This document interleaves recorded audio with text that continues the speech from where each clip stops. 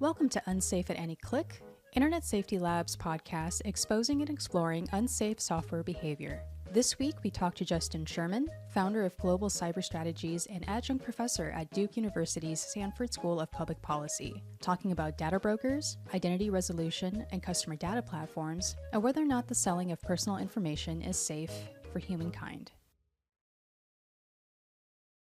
All right, everyone, welcome to our third podcast. And today, along with Bryce and I, we have a special guest, Justin Sherman. Hey, Justin, thanks for being here. Thanks for having me. Yeah. And so before the first order of business is we're going to formally announce the name of our podcast, which is, we should have some intro music like...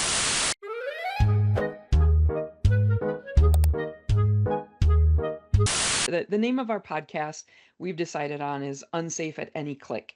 And for those of you who have no frame of reference on what this phrase might have come from, it came from this, Unsafe at Any Speed, which was Ralph Nader's seminal work on the 1960 Corvair, which was involved with a number of so-called single car accidents, meaning it would autonomously flip over due to a defect, in a design defect actually.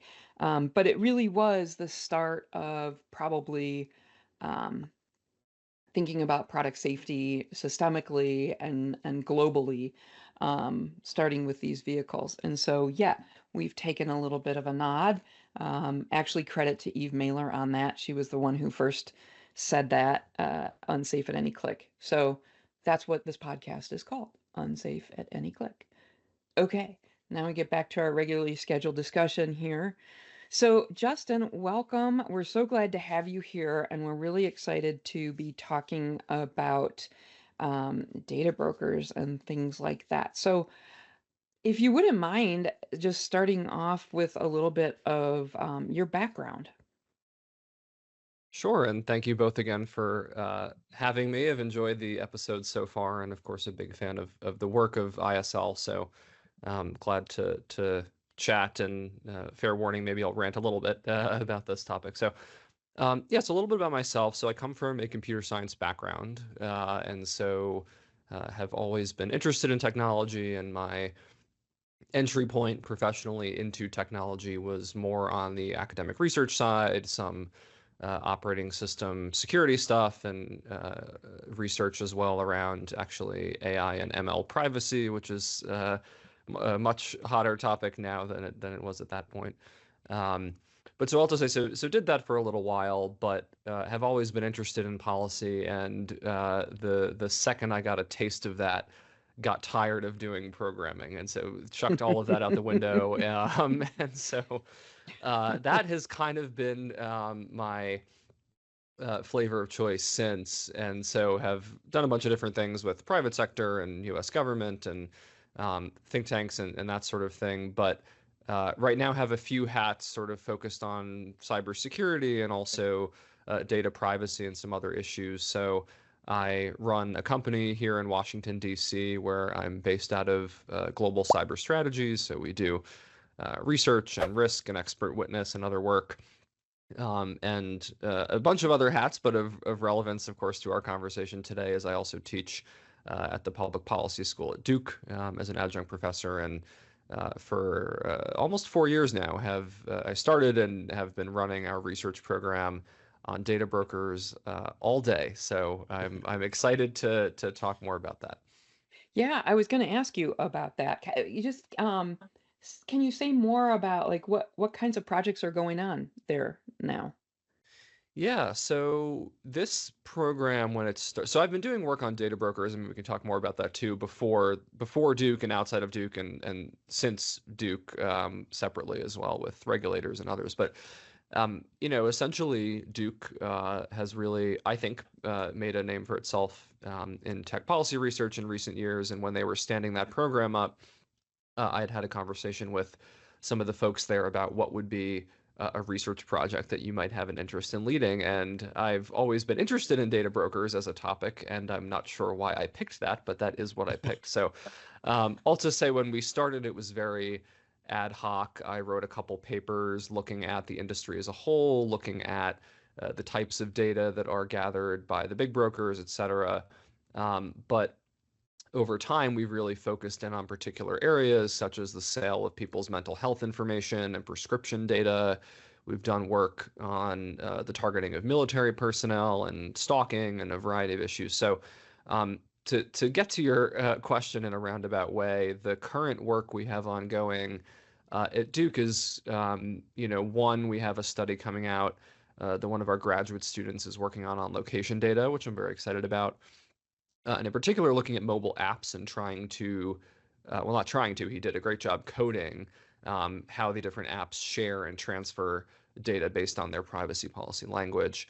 And the other study we have coming out, which I can't say too much about, is related to elderly people and people suffering from Alzheimer's and dementia. And akin to our past studies, we purchased a variety of data from various brokers and things like this. Quite horrific stuff. It's hard to still be surprised, but was quite surprised by a couple data points we got. So that's sort of where that's at for now. But as I'm sure we'll get into, there's also a fair amount of regulatory attention and other things that have been keeping me busy outside of Duke on this topic as well. Yeah. And I just want to underscore the work that Duke has done. It's really phenomenal. And maybe we can put some links in the video of some of the reports that have come out, because they are fantastic. But you didn't say, like, so what was it? What was it about data brokers? I mean, you were in Yeah. your academic stuff, you were doing AI and ML stuff early on, but what Yeah. what piqued your interest in data brokers? Yeah, it's a great question. And thank you for the comment. I do also want to shout out all the great students, right? I work with other faculty, but I manage a team of undergraduate and graduate students, and some of our most incredible research, in my opinion, has come out of conversations I've had with students or things students have found. So I really want to not claim all of that either. Yeah, so on data brokers, I mean, it is in part related to what I referenced with AI/ML privacy. And when I say that, I meant the research particularly was looking at differential privacy, k-anonymity, various ways of protecting the raw data in training data sets as they're used for training purposes, and attacks on that. How do you do database reconstruction? How do you do various kinds of inference, et cetera? So, and I'm sure we'll get into that. I know ISL does a lot of work on that too. So part of it was out of that, realizing, okay, there is something unique about data aggregation. And this is something I spend more time than I thought I would talking to policymakers about, to try and underscore that when you really are operating at scale, there are unique risks, both technically and also, socially, that come with that. And some of that did stem from actually working with these data sets and coding and then attacking differentially private systems to see, okay, there are issues here, and data brokers are all about, a lot of them, aggregation. And so there's that element there. Absolutely. But the second piece that really piqued my interest in the industry is the debate about consent with data collection. Good. And yeah, and so I know this is a trigger word for everyone on this episode. And so, and I would love to get into that too, but so that's obviously an issue. And as both of your work has showed at length as well, with Facebook, with Google, with ad tech platforms, et cetera. But I was so intrigued by the fact that a lot of data brokers are third parties. I don't take the view that all data brokers are third parties, which is sometimes controversial, but a lot of data brokers are third parties, and that was really the second main reason I found this industry so fascinating. Is we are taking, in my view, the idea of consent that's already getting stretched into meaninglessness with Google or with YouTube or something, and trampling all over it. Because if you've never heard of these companies, if you've never interacted with them, the notion that you've consented to this mass aggregation of data, I won't swear, but it's ridiculous, right? So that was sort of the second angle of interest I had, was, okay, there's large scale data sets. I want to better research the privacy risks of those, and us buying data. Duke has been very instructive for that. But the second piece was fascination with this consent idea and the narrative this industry parrots, that all of this is done with consumers' knowledge, and it's done to the benefit of consumers. Yeah. You know what's coming up for me a little bit is it feels like you had an instinct about the data supply because and I don't know if this was like even if you wouldn't consciously say this, it does as you relay it, it sounds like, you were working on sort of the end result of the data aggregation and you kind of wandered in curiosity back to the source of like how did this stuff get there, like. And I actually wanted to create that a diagram about data supply a little bit, and Wolfie Crystal Cracked Labs has a good one, but it's not exactly what I want to show. I had one written on a whiteboard once and it was like you live your digital life and all of the data exhaust that comes off of you ends up in data brokers, like you're just living your life and Yep. as a result it's feeding into this vast network. But so that's interesting to me, that's my kind of take on it, that it was like maybe a tacit sense of the data supply. But I want to hit the consent thing hard because yeah, I think it's absurd. I think it's impossible. I think consent is impossible. I think that software behavior is unknowable or reaching the point of unknowability or at Mm, least unpredictability. Like it's never the same river twice. And the example I always use for that is real-time bidding. Real-time bidding, it never like an ad population on a page is never going to be the exact same data sharing, every single time. It's going to be a little different every single time. And yeah, so we are strong adherents to the fact that consent is it's unfit for purpose in the way that it's been deployed, but it's also just it's nonsensical. Like it just it doesn't yeah. yeah. It's I, nobody can consent. Nobody can understand. No, it's well, impossible. Yeah. exactly. I think part of the issue is that there's no such thing as informed consent when you're talking about some of the stuff that's so difficult Hmm. to understand to begin with, and then to expect someone with limited tech understanding or software understanding or privacy understanding to be able to make an educated, or maybe not educated, but made an informed decision about consenting to the stuff that is going on. Yeah. Well, 100%. I'm gonna share something. So this was my favorite example of this. So a couple years ago, a couple of Facebook architects were like, "Yeah, we don't really know where the data is going." And this is an excerpt from the discovery document. Mm. But this top line here, we do not have adequate level of control and explainability over how our systems use data. Thus, we can't confidently make controlled policy changes or external commitments, such as we will not use X data for Y purpose. And yet, this is exactly what regulators expect us to do, increasing our risk of mistakes and misrepresentation. And I say, yeah, this is not a surprise to It's me. like, This is not a surprise to me because look at this. So this is also in this document. I'm going to publish a little post about this. I haven't finished writing it, yeah. but it's sort of an adjunct to the whole it's an adjunct to the whole identity resolution discussion because this is a case where it's a universe unto itself, right? Facebook is just massive. It has its own massive, massive, massive data lake, which is for all intents and purposes universal identification, right? Because it's Okay. just so big. Yeah, absolutely. Yeah, and so this little, so it's hard to even see because the image is, not great quality, but you have to, there just have to be millions of nodes in here. This little inset, according to the document, is 6,000 nodes. So, Yeah. I mean, it's just the magnitude of the thing. So if Facebook can't know it, how, if Facebook's own engineers can't know it, how Mm. are we supposed to consent? Exactly.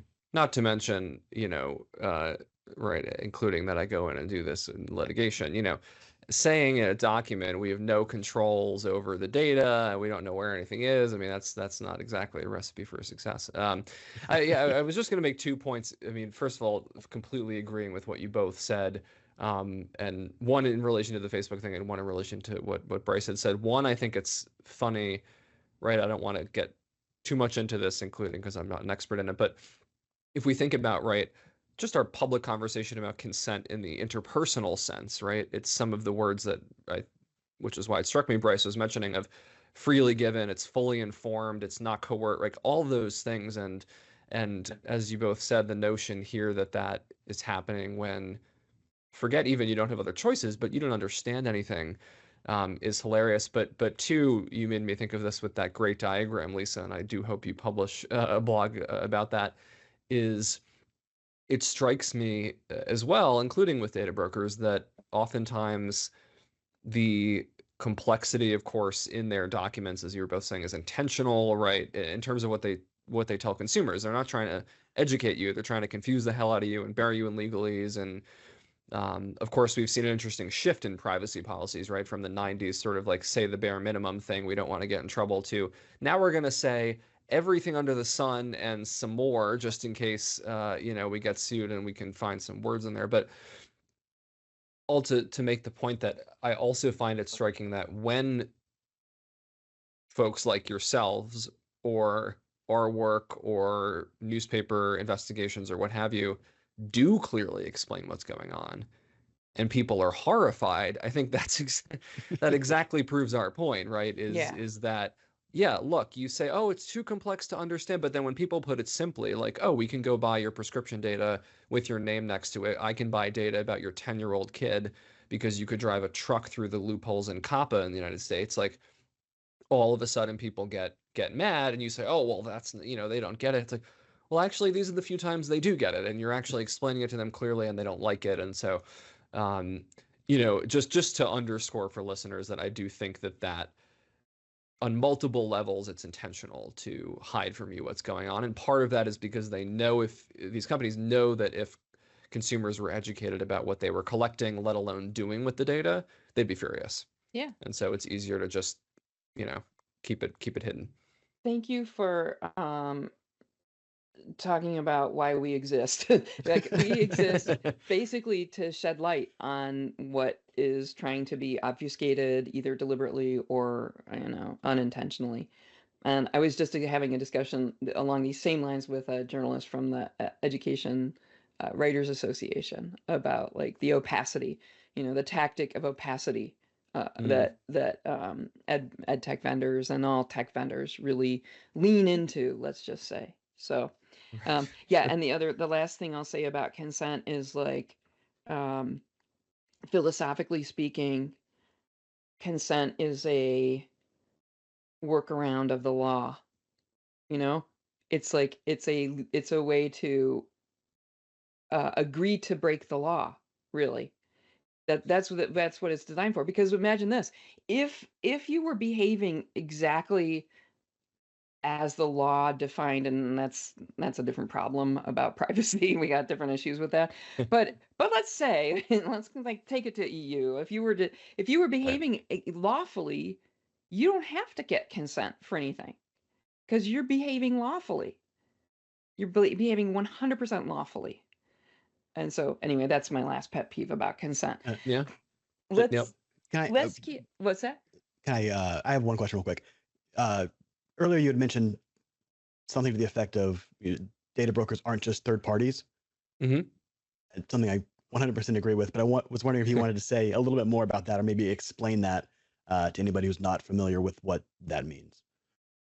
Sure. And I'm realizing I've also failed in my usual pitch here of not just explaining data brokerage as well. I know, you'll have many listeners that are well familiar, but for those less familiar. So at least, and actually, if you disagree with this, I'm curious to hear your thoughts and how you think about this. But at a high level, and then I'll answer your question, I would just explain data brokers generally are companies in the business of selling data. So when I think of what differentiates a data broker, quote unquote, from maybe a ride sharing app that collects your data, or an app that has a certain relationship with an advertiser to share your data, or a website, right?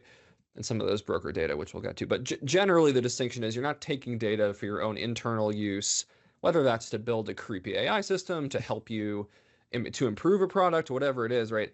It's companies who collect it because they want to sell it. And this is a multi-billion-dollar market. There are thousands of companies involved globally.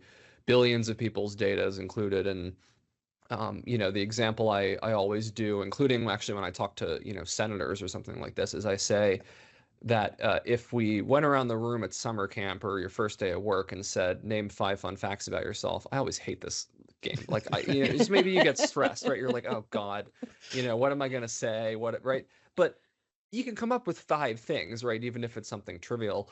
But I always, will say to these folks, try and now envision doing that on 10,000 fun facts. Like, very quickly, you're going to start going, well, hold on a minute. Either A, what the hell am I going to say? Or B, I'm getting now really specific about, oh, this is the prescription I take and this is the dosage, or this is how many times I walk a day. And those, so this industry, traffics in everything from health to location to political data. So I just wanted to make sure I realized I forgot to do that earlier. But to your question, good. Hang on, before you Yeah. answer the first party thing, sorry, I'm jumping ahead to the first party, but I'm so glad you brought up the definition, because I'm a kind of like a definition nerd. Like I probably drive everybody crazy. I probably drive Bryce crazy with this, but I like to define everything. And we have a safety panel, software safety standards panel, open panel, anybody can join. We spent like a good chunk of last year talking about the definition, and being a very sort of literal thinker. Like, this term broker is completely misapplied. So we spent a lot of time talking about, like, well, you made a clear definition that they sell data, but a broker isn't just a seller, right? Like, the definition of broker is different than just a seller. So it's kind of like, it's interesting that the world has chosen this sort of, it's a terrible phrase, but kind of a whitewashy label for something that is really maybe not okay, and we're going to get into that. But the phrase we came up with, like, to be more accurate, was data fencer. So fencing, in the sense of like fencing ill-gotten goods, Right. Right. Yeah. I can see why they wouldn't want to go with that to call themselves. Right. Shocking they didn't take your recommendation. A data fencer registry? You don't think that's going to fly, Bryce? Yeah, what do you do for a living? Oh, I fence data. Oh, okay. No. Right. But it's accurate. It is 100% accurate. Yeah. Well, I first of all, I'll have to check this panel out. But second, yeah, I mean, I like that point. Like you said, it 100%, right? It's very hard to define these things, right? Because even then with brokers, which I'm sure we'll talk about, have worked on a number of, a couple of which are now in law and some of which I'm happy about and others I'm not, worked on a gazillion regulations and bills and things on this specific topic. And that's always that question, right? Of, okay, we literally do have to define it. How do you do it? And as you said, the term broker definitely in a general sense refers to a lot more than selling data, right? Like you said, if you're brokering access to something, that could be a real-time bidding network. There are lots of ways to take that. Sometimes that could be a third-party API that's doing research. There's lots of ways to do that, not to mention the sale piece, right? I usually say sale in the way that I try and convey this to a general audience and to a senator or something who doesn't check their email, let alone understand this, of course. But like you said, even when you zoom in on sale, well, some companies, are they selling data? Are they licensing access to data? Because if you're doing something like LiveRamp access, you're buying a 1-year subscription or license to the system. So yeah, agreed. It gets very fuzzy, and also a big definitions nerd. So of course it's hard to scope. But that does segue us well to Bryce's question about first and third parties. So all of that said, with data brokers, it's not a perfect definition, but if we're generally thinking about companies that sell data, it's typically thought of as third parties only. So this is a company you don't have a direct business relationship. You're not going on the local website to order pizza from them. You're not using the app. You're not having an account on the platform. This is some company out in the ether that you've never met before, collecting and selling your data. That is the traditional general view of data brokers. That is also the view that industry prefers. I mean, they prefer no definition and they prefer the narrowest definition, but all to say, I quip sort of, if you broker data, you're a data broker. And so, I say that on a half tongue in cheek, but there are tons of companies that do have relationships with consumers that sell data. I'll give that could also be interpreted as a third party at the same time. So so I want to cover that. So Oracle is a great example, right? So Oracle, of course, makes cloud and SaaS and a variety of other revenue streams happen. And about 10 years ago, stood up a data brokerage business and became very large, and they were making over $1 billion a year doing this. Now, incidentally, there was just a class action that settled. They paid a $119 million fine.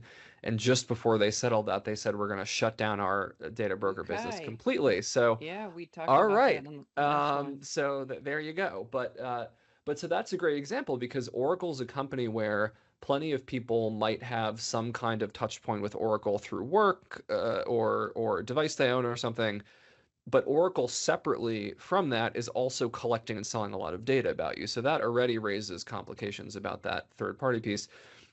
But the second and main reason that I included first parties that sell data is because a lot of first parties sell data. I always say, right, there would not be nearly the market there is today for your phone's geolocation data, the hospital you visit, the bar you frequent.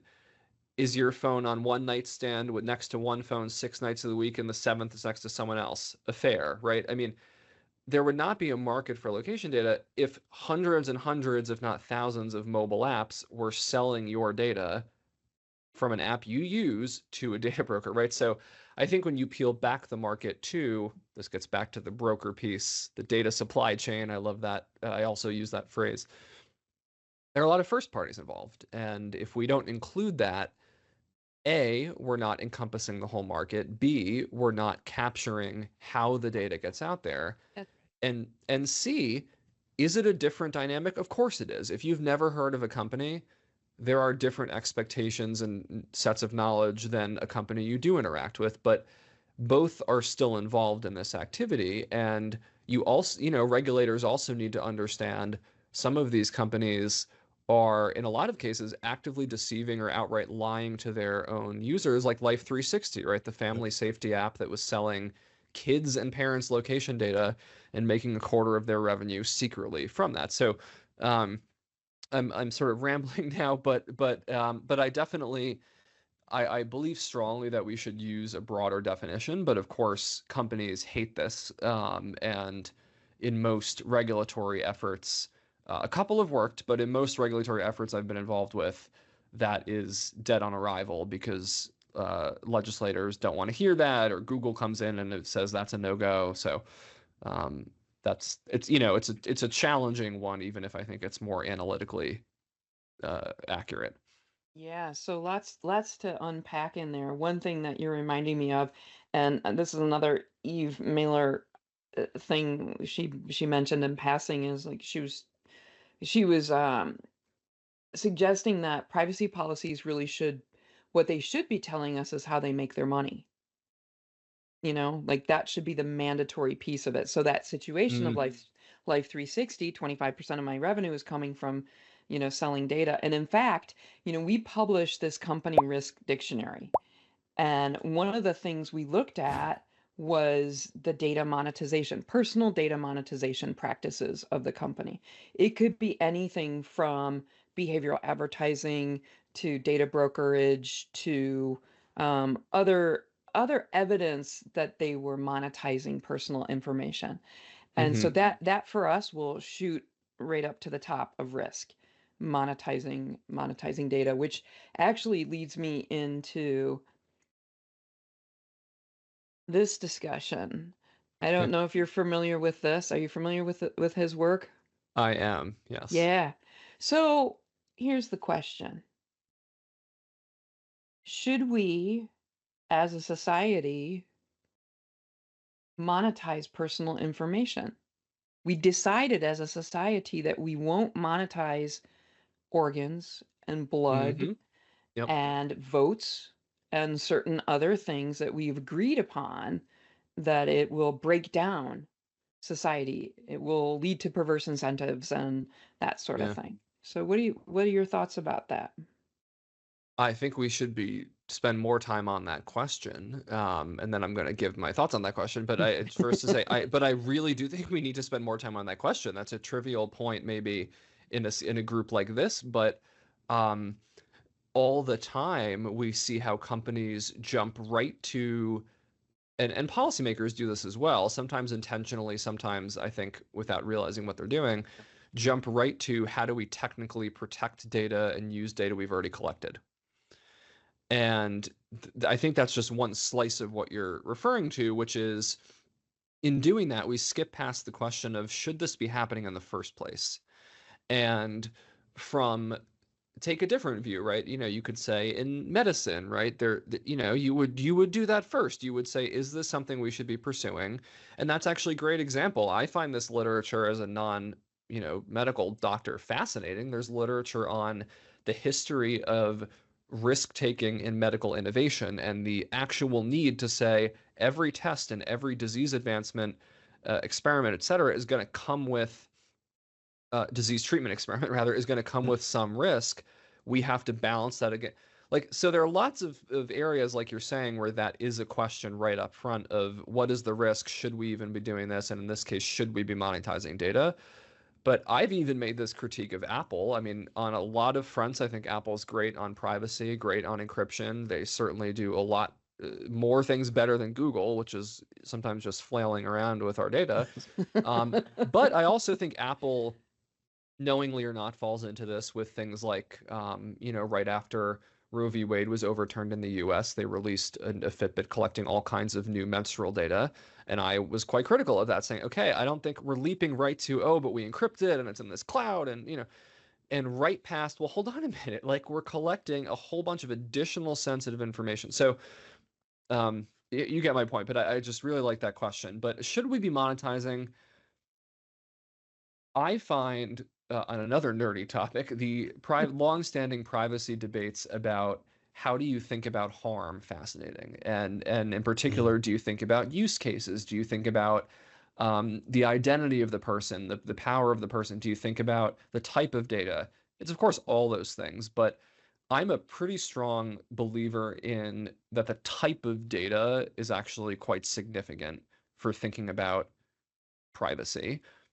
Some are less that way, I know, and more so say it's all use case. But I'll give two examples that I think get to your question. One is health, right? Where as a citizen and a non-expert, at a general level have many ways I would hope that health data is being responsibly used and could be responsibly used, like I said, to whether that's to do clinical research, to track public health issues and outbreaks and things, right?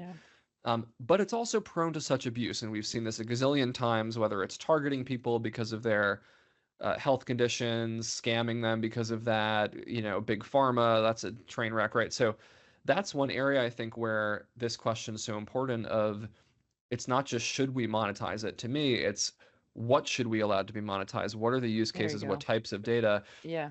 And a different example I'll give is location. I think I'm pretty much of the view that it should be illegal to sell device level phone geolocation data, because it's basically impossible to anonymize with any degree of utility.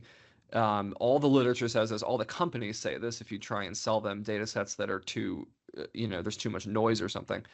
And so that's a flip example where, to your question, should we monetize it? I would say no. I would say, the marginal value of I'm 5 feet from Starbucks, here's the coupon, versus you like Starbucks, here's the coupon for, happy August.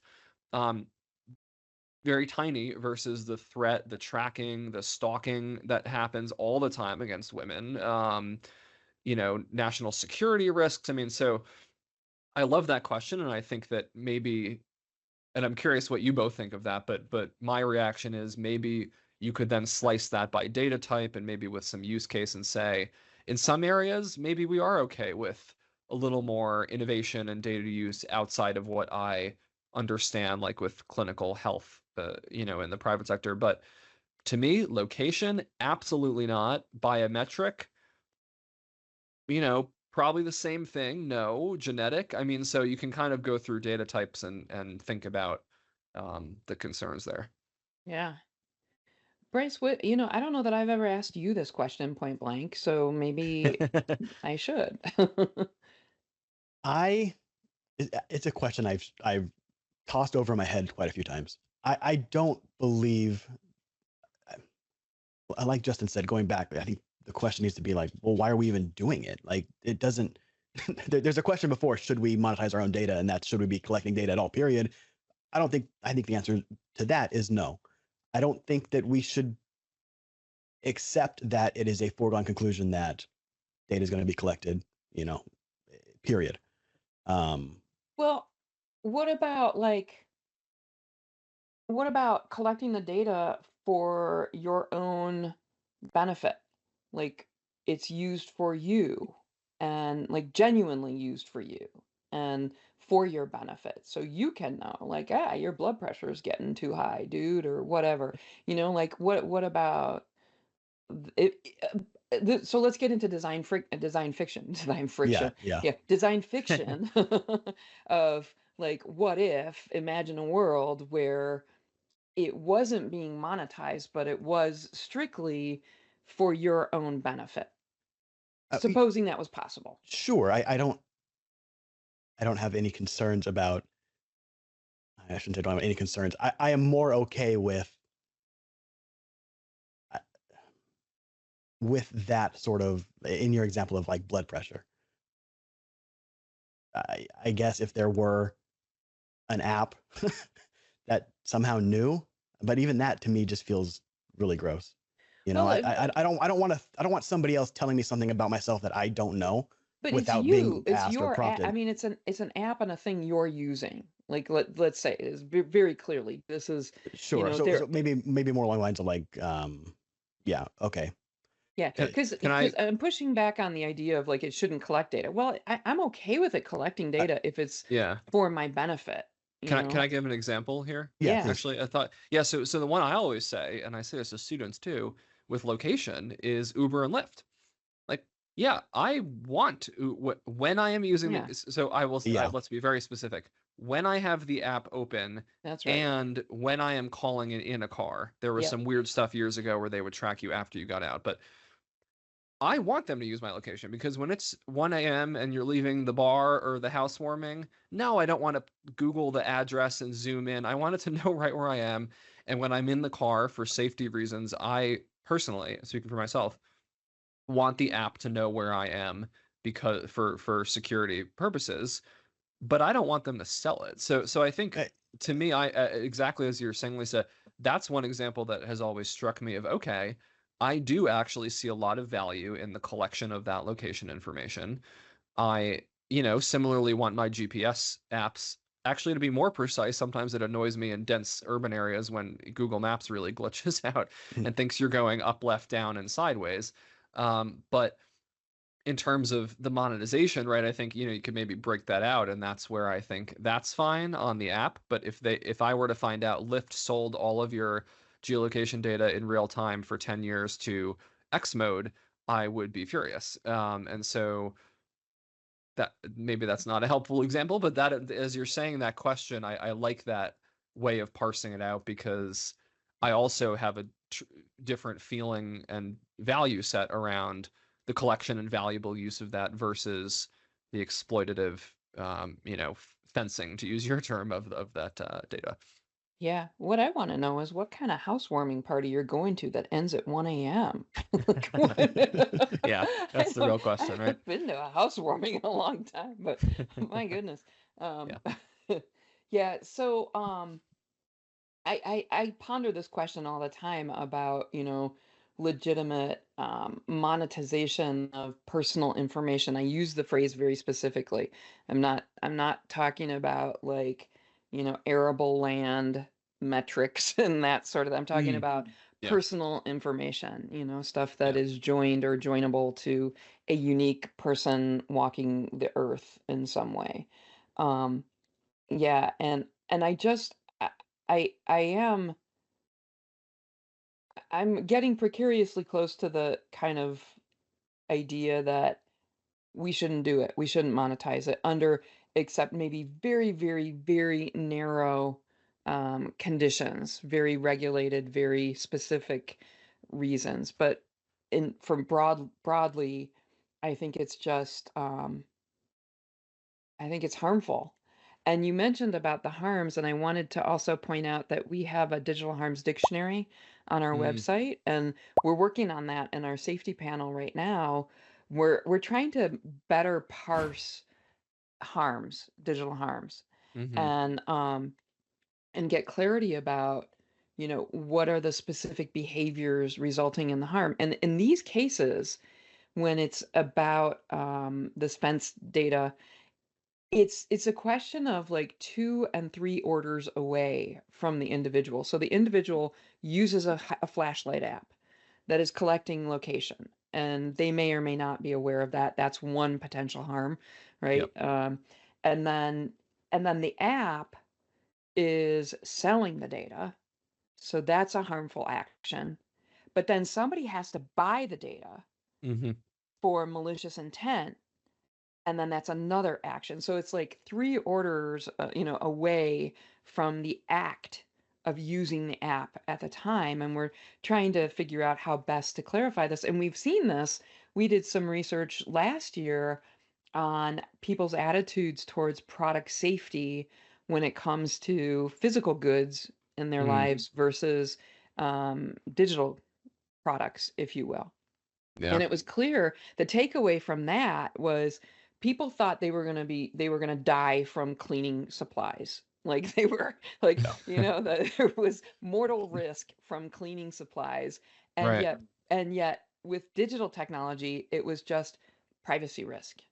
So there was a real disconnect of, in our harms work, we recognize that as soon as there's the selling of data, if you have an active imagination, you can figure out every single kind of harm, whether it is reputational, financial, Mm-hmm. physical, whatever. Every kind of possible harm there is can be done with the right information, used the right way or the wrong way, if you want to think about it that way. So anyway, but Yeah. people are not connecting these dots at all, and that's a real challenge.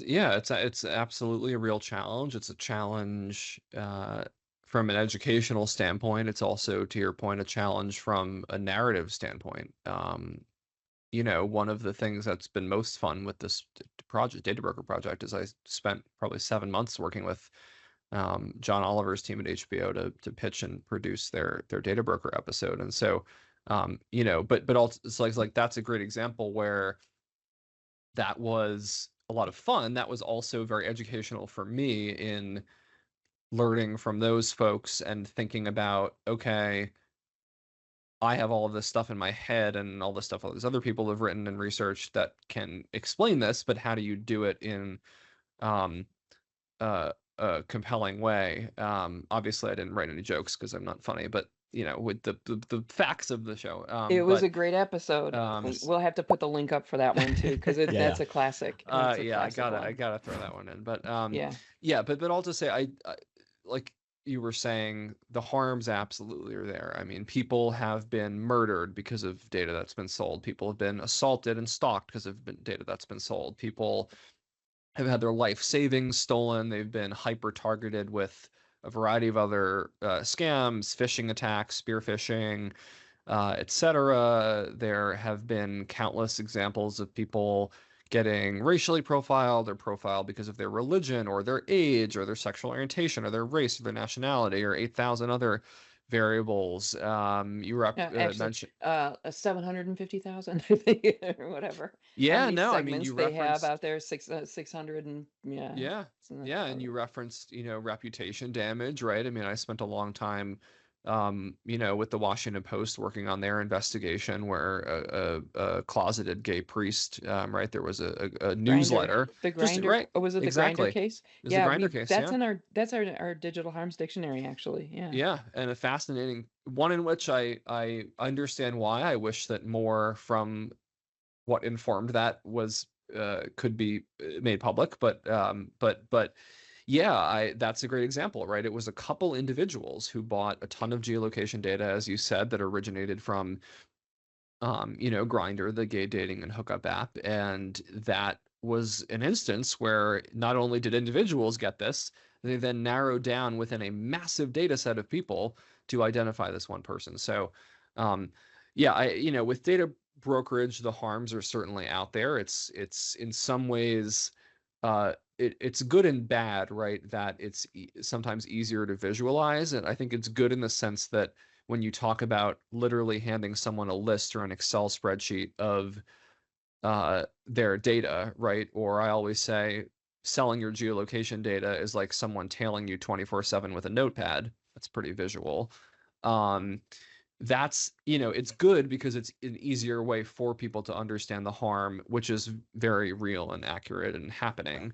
But the downside in general, I think, to some of the examples you both mentioned is it's not always that direct, right? It's not always that easy when it's Yeah.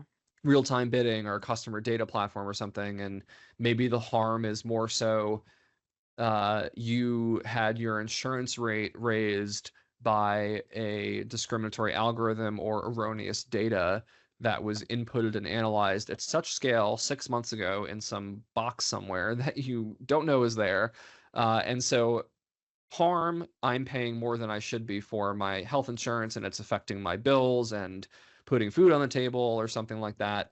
But it's not as easy as saying, oh, look, some people bought Grinder data out of this priest and now his life's ruined.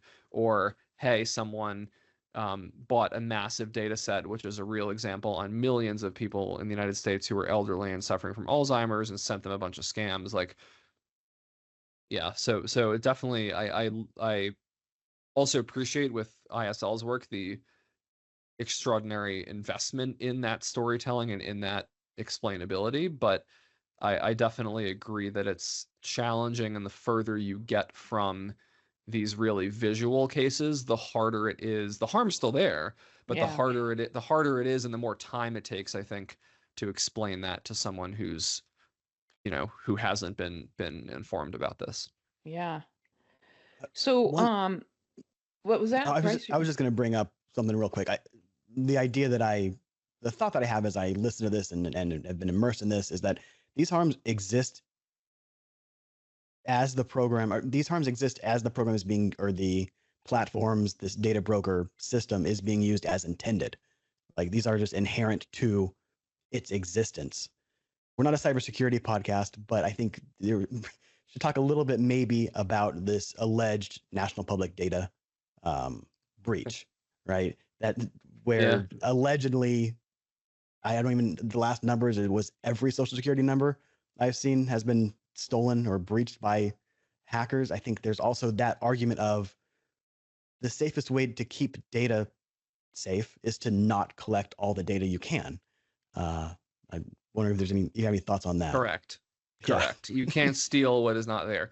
No, I agree with that completely. Happy to talk about this. I actually yesterday was writing up, which should be out soon, a short piece on the hack, and I did take out some of the allegedlys because there has been so much. The company confirmed that there was a breach. Okay. So this is very recent. So I only literally just a few hours ago. We're recording this on the 16th of August, so. Exactly, and just a few hours ago, I only realized this. But the company has confirmed that there is et cetera. So they were hacked. But like you said, the exact number is not clear. The company has not been clear. I've read 2.9 billion records, and as we know, records to Lisa's 750,000 number could mean a lot of things. So, but I have seen multiple reports and allegations that it includes hundreds of millions of people in the US, UK, and Canada. So I wouldn't be surprised if records means there's 5 or 6 records on a person, but that's still a ton of people. And definitely at that scale, one of the largest breaches ever. So, but yeah, I really like your point, right? You can't steal what's not collected. I make this point about genetic data. Genetic data, it's a bit of a tangent, but genetic data, of course, is incredibly dangerous because, I can change my phone number, which is already a complete pain, but I can't change my DNA. You can learn about my family through it, et cetera, et cetera.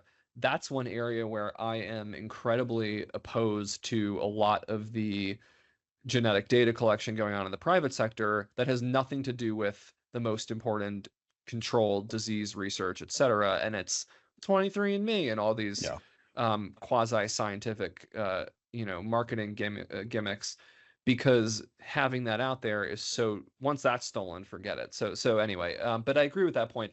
The 2 points I would say about the national public data hack are, one, seeing that this is back to our first point about when the public learns and they're mad, right? There has been a lot of media coverage and people worried about, wait a minute, every social security number was taken. Well, first of all, these kinds of things have been breached before. That doesn't mean it's not bad. I've saw a couple folks saying this is stolen already, so who cares? And that's actually that's reductive for a few reasons, but including that when it's breached again, it increases the dispersion of that data and et cetera. But the outrage, the first point I would say is, well, this is actually collected and sold a lot more than you think. Like, there are a lot more national public datas out there. I mean, go look at the Epic's website, EFF's website, the ISL's website, the papers we've done at Duke, et cetera, right? There are lots of companies that sell this volume of data. And some of them, by the way, have been hacked and breached before. Some of them have left data unencrypted on public servers with no password before, and so forth. So I would just say it's encouraging to see the dismay that a company would have all of that in one place. But one of a million kind of thing, not one of one. But the second point I would make is it's interesting too that national public data sources a lot of its data, according to the company itself, from public records. And public records privacy is fascinating to me, and have written. Is that the right adjective?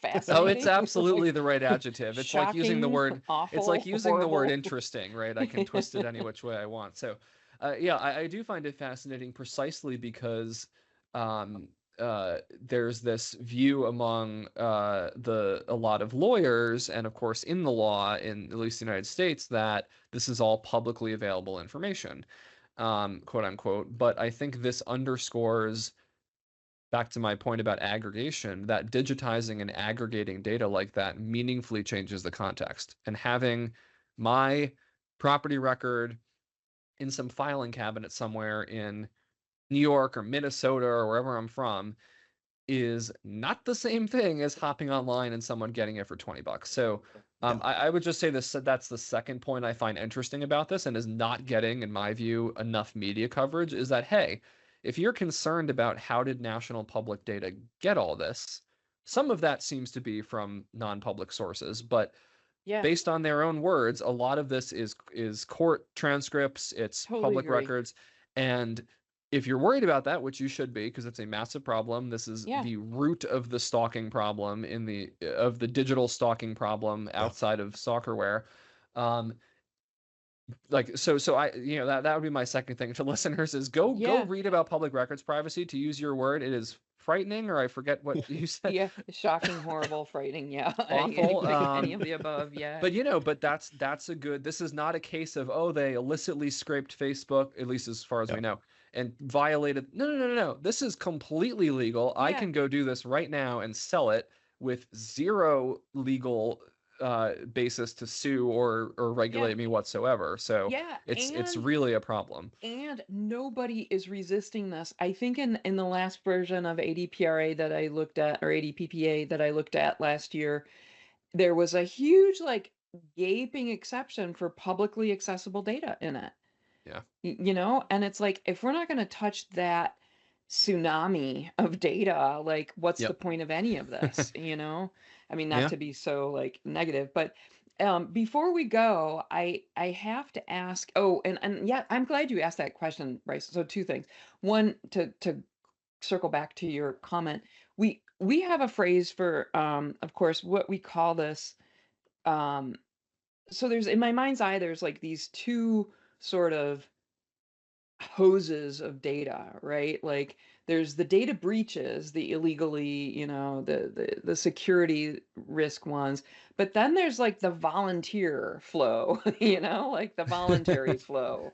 Right. And that's what Bryce was saying, when the software is working as as designed, it's Yep. not breached, it's just voluntarily Yep. spewing off data all over. And you look at both of those, and we call this one dangerous and this one not dangerous.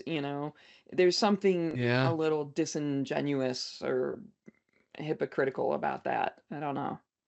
Yeah, Um, no, it's disconnected. The quick example I'll give for 10 seconds is people search websites, right? The ones that do what we're saying of yeah. amass public records and sell it. Some of them do violate the law in the US because they claim they're not credit reporting agencies and they actually sell to banks and things, and so that's illegal. And they should be fined. But there are a lot of those that we can make a big list. But I think that's a great example, right? Where they sell to this is, I mean, you can look up your future employee, you can look up your tenant, you can look up your Tinder date, you can look up the person you're stalking, and all of that goes on all the time. And that's a great example, like Bryce had said, I think of things working as intended is, in my view, is when called out for the fact that they will sell this information to stalkers, or as we've had in the US, a number of cases recently of a federal judge's son was murdered in her home in a horrific attack. Medical workers are being targeted, election poll workers and things in the United States because of public records data. These companies will say, "Oh, well, it's impossible to." I've had some of them say this to me. Oh, it's impossible to vet everybody who buys the data. So, like, I know there's a lot of concern. Oh, we care. Of course, we care about stalking. Of course, we care about some kid being followed or something. But oh, well, it's just too hard to vet who's buying. Mm, Parentheses unspoken. So we're just going to keep selling it. yeah. And I think, I love that point, Bryce, and I'm very appreciate you making that. And I think we just talked public records. That's a great example of what you just said of it very much is the intention of that segment of the data broker industry. This also applies to others, but But to it's make that data as available as possible so individuals can buy it. They don't want only a big corporation or a nonprofit to buy it. They want individuals to go on with a credit card and for $20 get your data. So it is working yeah. as designed when Yeah. a stalker hunts you and your kid down. It is working as But designed when people, th- scam you off of that data. this is gonna paint this is gonna give people cover for like, well, I just never use those sites, and this isn't about me. And so the other part Right. of this Well, your voluntary, data's for sale on them. Like but I can go get it right now. So hang on, let me yeah, finish the point. yeah. So Sorry. this voluntary hose over on this side, it's those kind of like gross sites. I'm gonna use they're anyway, those kind of things. But it's also T-Mobile, and it's also whatever you're using online, like whatever it's the services that you use as you go about your business, they're also hemorrhaging data out there. So it's not just this like one little cordoned off thing that like you can avoid by just not using that. It's like you say, they do have your data. It's out there no matter whether you use it or not. But it's also like it's a much more pervasive thing. And there is, I feel like we're pretty nascent and just globally on how to view this stuff and how to think about it. And so the one last thing I want to talk about, which I'm really interested to hear, is this identity resolution stuff that we published and we talked about in the last podcast. Um, for me, what was so alarming as I was doing that research was, we knew it was happening, but I didn't understand exactly the mechanics of it. And now I feel like I have a much better grasp of the mechanics of how this really worldwide network of commercial surveillance, marketing surveillance, um, it works. And I just wondered, and the stats that we have of the 93 data brokers, sorry, of the 93 identity resolution companies we identified, 40% were data brokers. Of the like 287 customer data platforms, it was a much smaller number, like 8 or 9% were data brokers. However, these two platforms by design amassed just staggering amounts of data in combination with the identity resolution and being known all the time, at least from a commercial perspective, being known. Um, what are your thoughts on that? And in the context of like we're going hard after regulating data brokers, but there's also this stuff. So just yeah. Yeah, I agree. I'm not. There has been more attention to data brokers. Unfortunately, the U.S. is not actually really doing too much there in terms of new laws. But I agree. I appreciate that point, right? As you said, that it's a lot when you talk about data aggregation and linkage and all that. It's so much bigger, and I would definitely recommend that last podcast. As I was saying, enjoyed listening to the discussion. Um, a lot of interesting insights in there. B, this to me is a fascinating example where what is pervasive tracking and identification and linkage of data points to a person is framed all around either helping consumers with better ads and or anti-fraud. And I'm curious what you both think of that, but I find it so fascinating that there's that word again. But this so interesting, so interesting that some Starting to of get the those meaning of that. Yeah. yeah, some of those companies you referenced will refer to the need to collect all of those identifiers and link them in a big pile and to prevent fraud. And oh well, look, and of course, fraud is a huge problem. I mean, elder fraud is continuing to explode every year. I mean, this is a massive, massive issue. But I don't know what you both think of that, but it strikes me that that's such an interesting way that that's positioned, because when we get back to this theme that we've been talking about of what's actually happening versus what's understood by consumers and regulators, that seems like yet another barrier that the companies are erecting in the middle, is to obfuscate it by saying this is all about anti-fraud. And are some of those applications designed for anti-fraud? Maybe, and there's interesting conversations about that, but a lot of them aren't, and a lot of it is so much more than that. And that, but that gets, because I talk to regulators all the time where those companies will come up, those identity resolution capabilities, and they'll say, oh, but that's anti-fraud, or that's identity verification, like we can't regulate that because that's needed. And it just, I'm curious Yeah. what you both think, but of course in reality it's so much more complex than Yes. that yes no kind of scenario. Well, it's interesting. The anti-fraud thing is really interesting because, we did collect, it was easy to do, is we collected for LiveRamp, a little bit mParticle, and for Segment, all of their customers and integrations. And I assure you that those customers or integration had nothing to do with fraud, anti-fraud. Had nothing to do with that. And if you read all of their like filings, corporate filings and stuff, it's about, I'll tell you the one word, my biggest pet peeve, and you didn't even say it, is personalization. What I see a lot of, and the Mm. rationale that I see they're leaning big into is personalization. Like our consumers demand personalization. Mhm. And I debunked that a little bit in the paper that I wrote about it.